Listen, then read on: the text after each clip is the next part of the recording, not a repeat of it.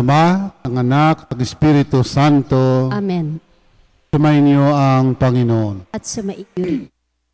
Mga kapatid, aminin po natin ang ating mga kasalanan upang tayo maging marapat gumanap sa banal na pagdiriwang.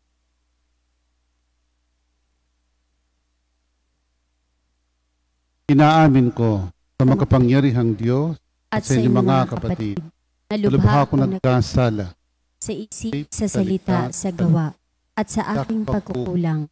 Kaya Kaya isinasamo ko sa mahal na Birheng Maria, sa lahat ng mga anghel at mga banal, at sa inyong mga kapatid, na ako'y ipanalangin sa Panginoong ating Diyos. Kawan tayo ng makapangyarihang Diyos, patawarin tayo sa ating mga kasalanan at patnubayan tayo sa buhay na walang hanggan. Amen.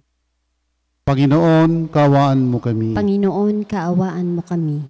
Kristo, kaawaan mo kami. Kristo, kaawaan mo kami. Panginoon, kaawaan mo kami. Panginoon, kaawaan mo kami. Manalangin tayo. Ama naming makapangyarihan, sa iyo nagmumula ang tanang kabutihan. Pagbigyan mo ang aming mga kahilingan na sa iyong patnubay, ang iyong mga kinakalulugdan ay aming mapag-isipan, at sa iyong pag-akay, ang mga ito'y aming magampanan. Pamagitan ni Jesucristo kasama ng Espiritu Santo, magpasa walang hanggan. Amen.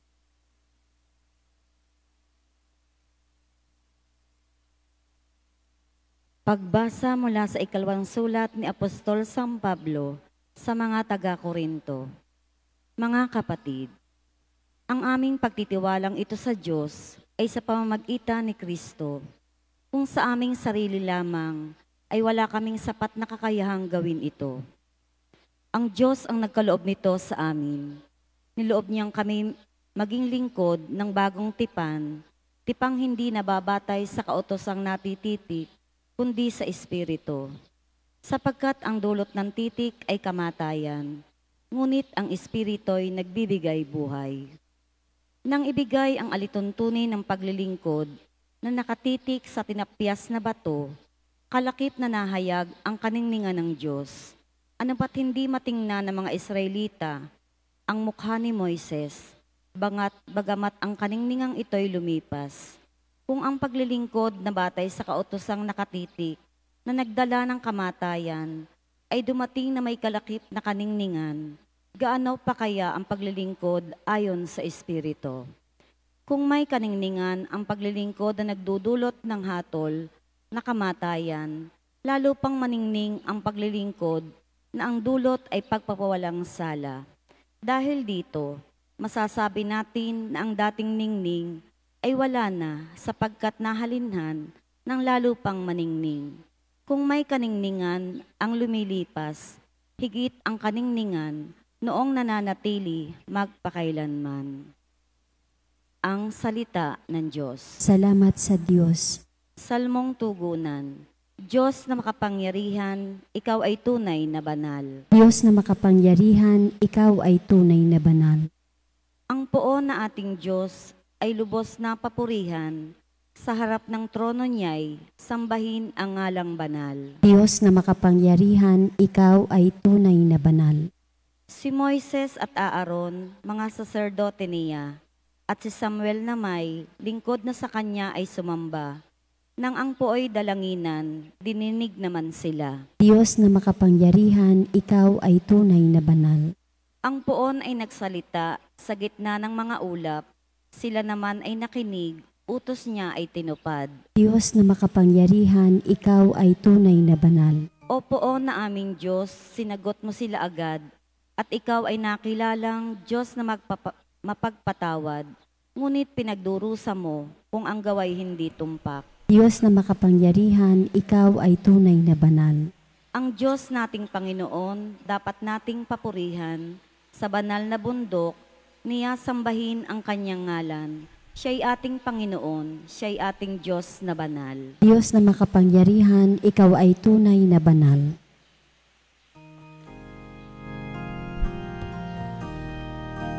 Alleluia, Alleluia, Alleluia. Alleluia. Panginoon, ituro mo ngayong landas ay sundin mo sa pagtahas at totoo. Alleluia. Alleluia. Hallelujah. Alleluia. Hallelujah.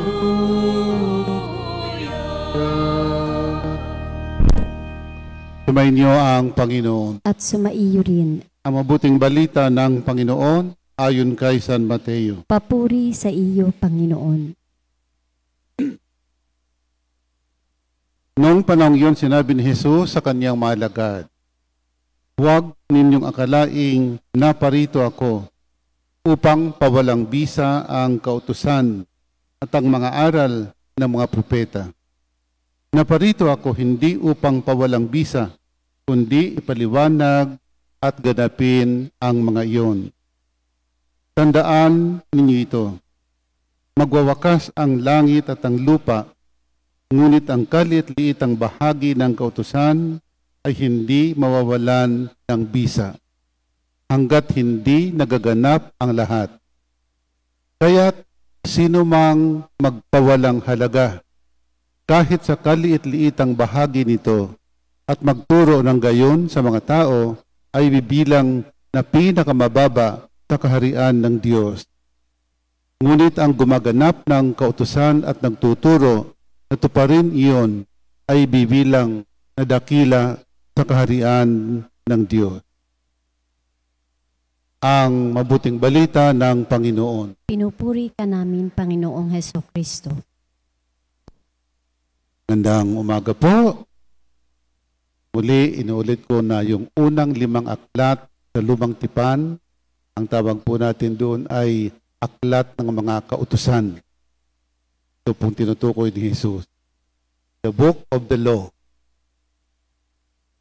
Itong mga aklat na ito ay nagbibigay ng maliwanag na gabay sa mga tao, kautusan ayon sa batas ni Moises.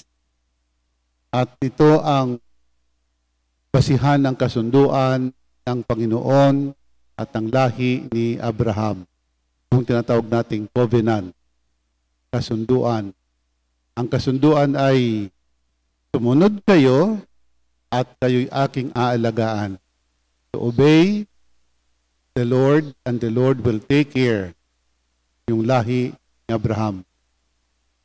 Dito po sa Ebanghilyong binasa natin, dalawa ang dapat pagtuunan ng pansin. Una, ang tungkol sa mga batas. Ang hindi pagsunod nito at ang pagtuturo na hindi sundin. Sa kabilang dako naman ay ang pagsunod at ang pagtuturo na sundin. Sinasabi ng Ebanghelyo, ang sino mang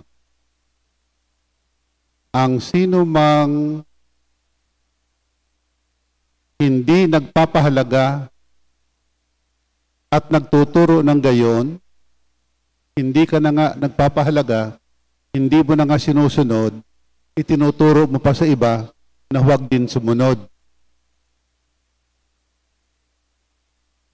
May mga tao kasing hindi na nga gumagawa ng mabuti, kundi gumagawa ng masama, hindi pa nakukontento sa paggawa ng masama, inaakit pa yung iba na gumawa din ng masama. Halimbawa, di ba? Kahit hindi masama, yung hindi na lamang pagsunod. Halimbawa sa araw na linggo, ayaw sumimba, nandadamay pa ng iba na wag din sumimba. Ang utos ay pahalagahan ang araw ng Panginoon. Para sa ating mga Katoliko, the Lord's Day is Sunday. Utos po yun. Utos sa atin na dapat nating sundin. May mga taong hindi na nga sumisimba, ay idinadamay pa yung iba na wag din sumimba. Sa kabilang dako naman, yung taong sumusunod ay hindi lang dapat sumusunod, kundi tumuturo din sa iba na sumunod.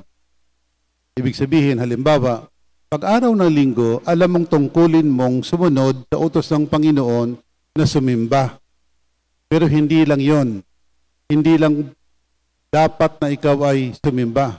Akayin mo yung iba na sumimba rin. So, yung isa hindi sumusunod ay nang aakay pa ng iba na hindi rin sumunod. Ito, sumusunod ay nagtuturo pa. At dapat naman talaga magturo na sumunod. Maliwanag po yan sa Ebanghelyo na binasa natin. Sa buhay po natin, dapat po maliwanag sa atin. Yung utos ng Panginoon sa lumang tipan ay naging 630. So napakarami. Sapagkat inay nila yung mga utos na kung minsan ay hindi na alam ng tao, kaya kailangan nilang makinig tuwing araw ng linggo sa mga sinagoga. Kay Kristo, sinimplify na nga lamang niya yung kautusan. Yung 10 na naging 630, sa halip na dagdagan, Jesus simplified into 2. Diba, 2 lang naman. Ang 10 utos ng Diyos, pwede nating isimplify into 2. Ano po yun? Mahalin mo ang Panginoon, ang mong puso, etc., etc. At mahalin mo ang iyong kapwa tulad ng pagmamahal mo sa iyong sarili. So hindi na pwedeng dahilan ng mga tao noong unang panahon na hindi nila alam sapagkat napakarami ng kautusan. Simplify na nga ng ating Panginoon. Sa mga kapatid, inulit ko po, sa atin pong pananampalataya, hindi sapat yung tayo'y sumusunod lamang. Kailangang ituro din natin sa mga tao, lalo na po sa loob ng tahanan, na sumunod. Sa kabilang dako naman, sa mga pagkakataong hindi tayo sumusunod, ay tayo na lang ang huwag sumunod.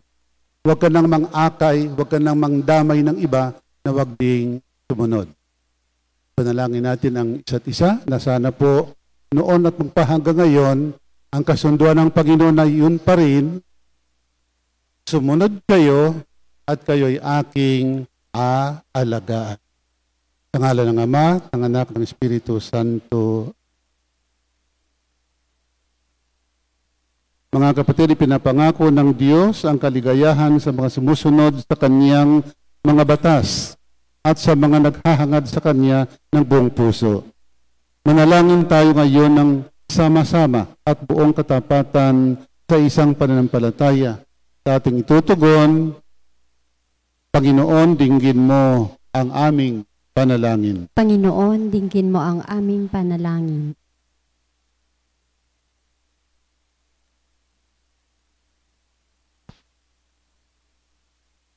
Ang Santo Papa at mga obispo, sa pamamagitan ng kanilang pagtuturo at pamumuhay, naway humikayat sa kawan na sumunod sa pamamaraan ng pag-ibig ni Kristo. Manalangin tayo sa Panginoon. Panginoon, dinggin mo ang aming panalangin. Ang mga pamilya ng mga bansa, naway higit na magsumikap at maging masigasig upang makamit ang kapayapaan at matatag na mapanatili ito. Manalangin tayo sa Panginoon. Panginoon, dinggin mo ang aming panalangin. Ang mga mag-asawa, naway makadama ng alab ng pag-ibig ng Diyos sa kanilang pagsasamahan.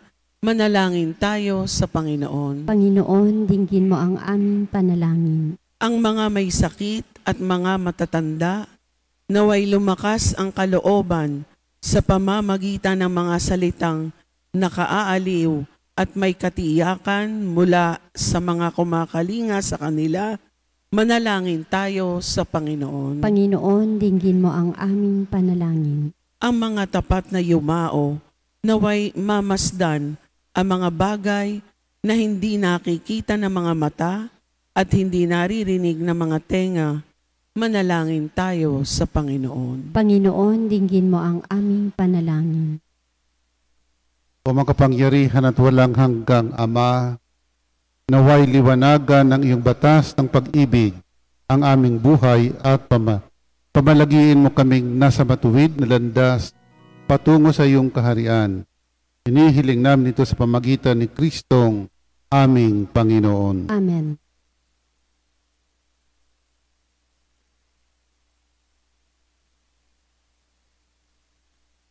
Kapuri-puri ka Diyos sa mga lumikha sa sanlibutan, sa iyong kagandahang loob. Narito ang may alay mula sa lupa't bunga ng aming paggawa ang tinapay na ito para maging pagkaing nagbibigay buhay. Kapuri-puri ang poong may kapal, ngayon at kailanman.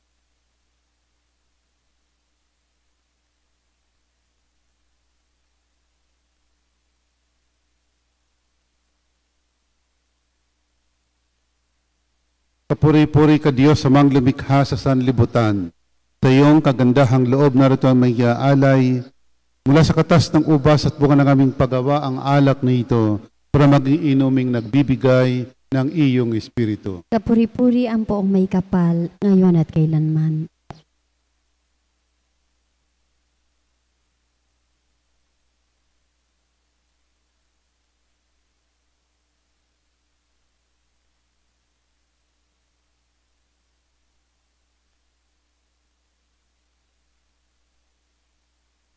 Manalangin kayo mga kapatid upang paghahain natin ay kalugdan ng Diyos, amang makapangyarihan. Tanggapin nawa ng Panginoon itong paghahain sa iyong mga kamay, sa kapurihan niya at karangalan, sa ating kapakinabangan at sa buong sambayanan niyang banal. Ama naming lumikha, tunghayan mo at kalugdan ang paglilingkod na aming ginagampanan upang aming nihahain na iyong marapatin at ang aming pag-ibig ay iyong pag-alabin.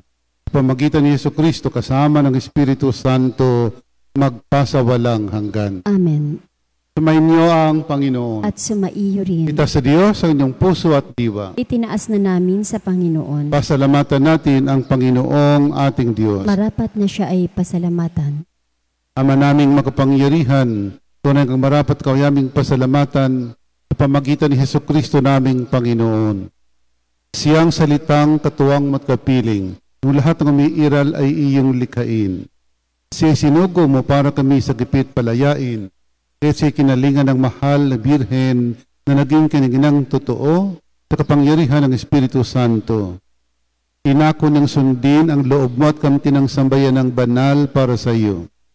Pinagtiis siya ng iunat sa krus ang kanyang mga kamay upang magwakas ang kamatayan at mahayag ang pagkabuhay. Kaya kaisa ng mga anghel ang sisiawit ng papuri sa iyo, nang walang humpay sa kalangitan kami nagbubunyi sa iyong kadakilaan. Santo, Santo, Santo, Panginoong Diyos ng mga hukbo, napupuno ang langit at lupa ng kadakilaan mo. Osana sa kaitaasan. Pinagpala ang naparirito sa ngalan ng Panginoon. Osana sa kaitaasan.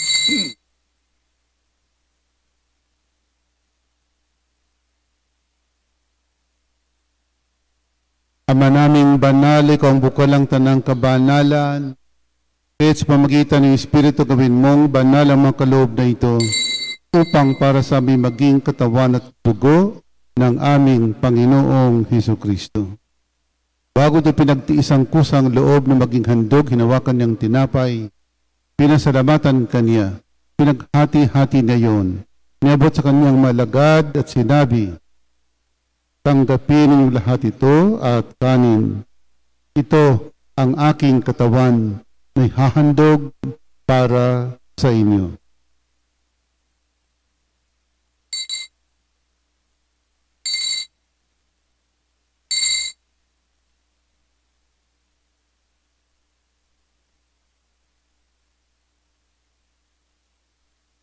Kaya naman nang matapos ang hapunan, hinawakan niyang kalis, muli kanyang pinasalamatan.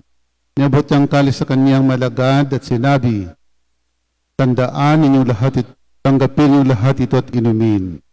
Ito ang kalis ng aking dugo ng bago at walang hanggang tipan.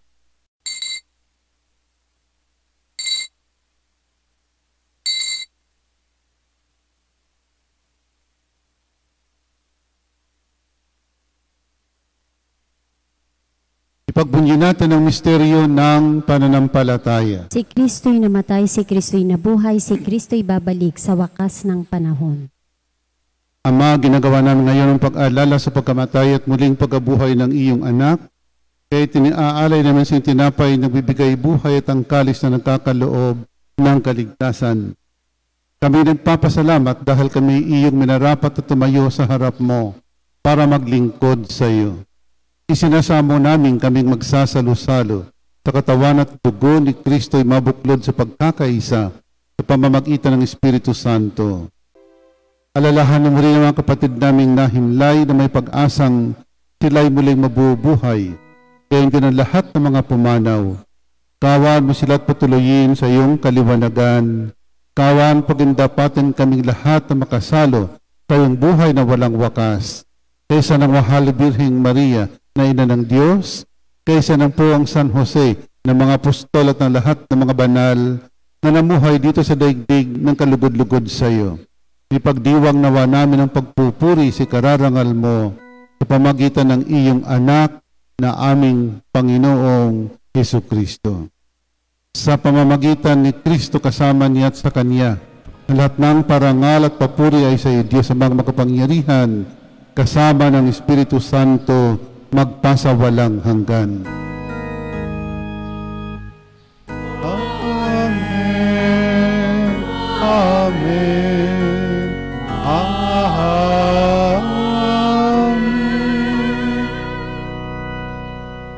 Tatagubili naman ang kagagaling na utos sa turo ni Jesus na Panginoon natin at Diyos, awitin natin ang Ama namin.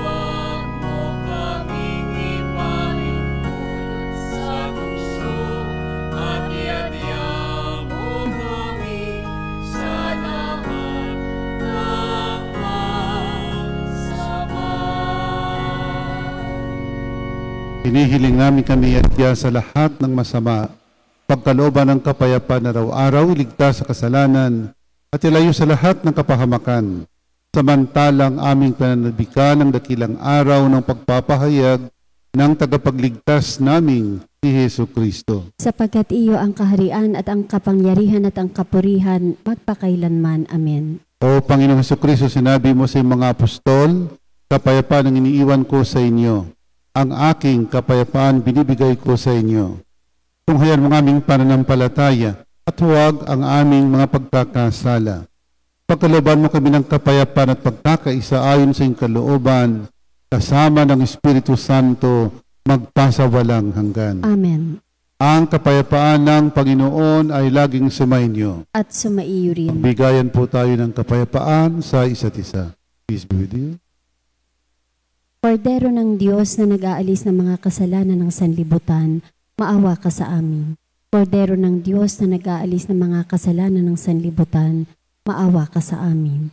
Kordero ng Diyos na nag-aalis ng mga kasalanan ng sanlibutan, ipagkaloob mo sa amin ang kapayapaan.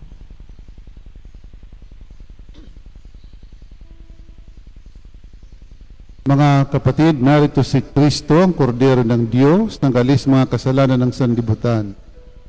Mapalad tayong nanyayahan sa kanyang piging. Panginoon, hindi ako karapat-dapat na magpatuloy sa iyo, ngunit sa isang salita mo lamang ay gagaling na ako.